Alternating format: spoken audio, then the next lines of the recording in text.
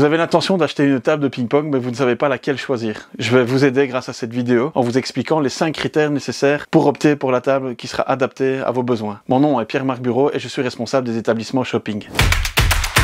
Le premier critère, tout d'abord, c'est de savoir si vous souhaitez une table extérieure ou intérieure. La différence, c'est qu'une table extérieure va avoir beaucoup plus de résistance aux intempéries, alors que si vous optez pour une table intérieure, dès que vous allez la mettre à l'extérieur, cette table risque d'être endommagée par les rayons du soleil ou par l'humidité. Ensuite, il faut surtout regarder aussi l'épaisseur du plateau. Donc l'épaisseur du plateau est la surface de la table. Attention que sur des plateaux de table extérieure, on utilise une matière qui va faire que vous allez avoir des plateaux qui vont varier entre 4 et 9 mm, alors que sur une table intérieure, on est sur des épaisseurs de plateau qui vont être de 18 à 30 mm. Plus vous allez prendre un plateau épais, plus la qualité de rebond sera meilleure et haute.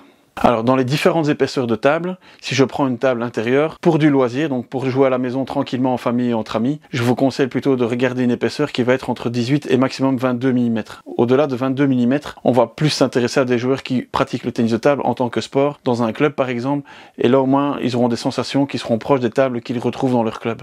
En sachant aussi que l'épaisseur du plateau aura une influence sur le prix. Plus le plateau sera épais, plus le prix sera élevé, mais évidemment plus la qualité de rebond de balle et la sensation de jeu sera meilleure. C'est aussi un choix personnel à faire en fonction de votre budget. Si maintenant je me consacre aux tables extérieures, là on va retrouver, comme je le disais, des épaisseurs entre 4 et 9 mm. Si c'est pour du loisir à la maison, optez plutôt pour du 4, 5, voire du 6 mm. Et maintenant, si vous optez pour du 7, 8 ou 9 mm, vous allez vous rapprocher d'un rendu d'une table intérieure de club, voire de compétition, en sachant que ça ne donnera pas le même effet sur une table extérieure qu'une table intérieure. Mais en tout cas, vous en serez très proche.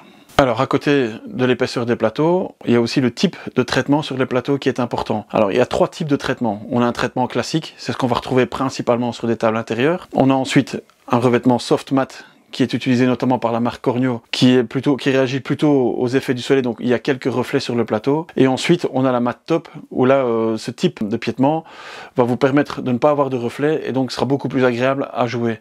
Tout cela a une légère influence sur le prix, mais pour cette différence de prix, moi je vous recommande de partir plutôt sur des surfaces mat top en ce qui concerne les tables extérieures. Au moins vous n'aurez aucun reflet et ce sera vraiment très agréable pour vous jouer. Alors l'autre aspect qu'il faut regarder, c'est l'encadrement de la table. Donc c'est tout ce qu'on va retrouver, toute la structure qu'on va retrouver en dessous des plateaux de table. La plupart du temps on va retrouver ça en aluminium, il existe aussi des encadrements en bois et cette épaisseur va varier entre 30 et 60 mm. Plus l'encadrement est épais, plus cela aura aussi un impact sur la qualité de rebond, mais aussi sur le prix de votre table. Troisième aspect au niveau des tables, ce qu'il faut regarder aussi, c'est le piétement. Donc c'est le pied qui est utilisé pour déposer la table au sol. Certaines marques proposent des pieds un peu plus sphériques dans lesquels la technologie est utilisée pour justement arriver à ce que cette table soit 100% de niveau partout. Si elle n'est pas de niveau partout, de temps en temps, vous allez avoir des faux rebonds ou des mauvaises directions de votre balle et ça va être moins amusant. Donc un exemple, si votre table, vous allez la mettre sur du gazon ou sur du gravier, il vaut mieux un pied qui va absorber ce côté accidenté du sol et ainsi vous allez pouvoir avoir une table qui va être 100% de niveau partout, peu importe les situations de jeu dans lesquelles vous allez vous retrouver. Le piétement aura aussi une petite influence sur le prix, mais clairement ça a vraiment un impact sur la qualité de jeu et donc sur le plaisir que vous allez avoir lorsque vous allez pratiquer du ping-pong à la maison. Quatrième aspect, le système de verrouillage de votre table. Vous allez retrouver un système soit à verrou, soit avec une poignée sécurisée. Par exemple, dans la marque Cornio, ils vont parler du système DSI. Vous allez ouvrir les verrous et votre table va se laisser descendre toute seule. Vous allez à chaque fois devoir la maintenir pour l'ouvrir comme pour la fermer. Par contre, si vous optez pour un système avec une poignée, il faudra à chaque fois tirer sur la poignée pour pouvoir ouvrir la table ou pour pouvoir la fermer. Ce système de poignée a aussi un avantage qu'à certains moments, il y a des paliers où la table va pouvoir se bloquer et ne va pas tomber. C'est surtout intéressant quand on a des enfants à la maison et comme ça on n'a pas toujours un œil sur eux et ça permet d'avoir ce système sécuritaire parce que même s'ils sont petits et qu'ils arrivent à ouvrir la table, elle ne va pas tomber, elle ne va pas se casser ou bien elle ne va pas faire des dégâts sur la personne. Cinquième aspect au niveau de la table, c'est tout ce qu'on va appeler accessoires.